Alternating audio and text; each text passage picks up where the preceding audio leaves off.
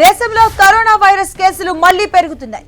Active కేసుల సంఖ్య భారీగా పెరుగుతూ ఉండడంతో పాటు మరణాలు కూడా రికార్డు స్థాయిలో నమోదవుతూ ఉన్నాయి. ఇప్పటి వరకు దేశవ్యాప్తంగా యాక్టివ్ కేసుల సంఖ్య 4000 మార్కును దాటింది.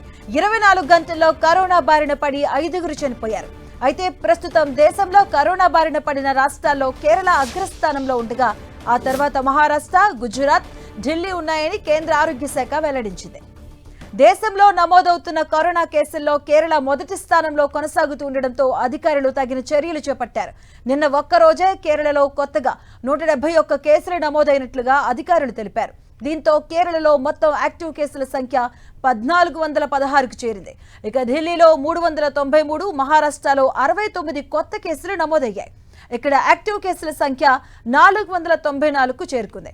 పశ్చిమ బెంగాల్లో కొత్తగా 11 కేసులు నమోదవగా ఆ రాష్ట్రంలో యాక్టివ్ కేసుల సంఖ్య 372గా ఉందని ఆరోగ్య శాఖ వెల్లడించింది. అయితే ఇండియాలోని దక్షిణ, పశ్చిమ రాష్ట్రాల్లో కోవిడ్ కేసుల పెరుగుదలకు ఒమిక్రాన్ సబ్ వేరియంట్లే కారణమని ICMR director general Rajiv Bahl ధృవీకరించారు. ప్రస్తుతం వ్యాప్తిలో ఉన్న ఈ సబ్ వేరియంట్ల తీవ్రమైనవి కాదని స్పష్టం చేశారు. తాజా పరిస్థితి ప్రజలు గమనిస్తూ అప్రమత్తంగా ఉండాలని, ఆందోళన చెందాల్సిన అవసరం లేదని ఆయన వెల్లడించారు. ఆరోగ్య నిపుణుల సూచనల మేరకు తగిన జాగ్రత్తలు పాటిస్తూ కరోనా వ్యాప్తిని అరికట్టడంలో ప్రజలు సహకరించాలని విజ్ఞప్తి చేశారు.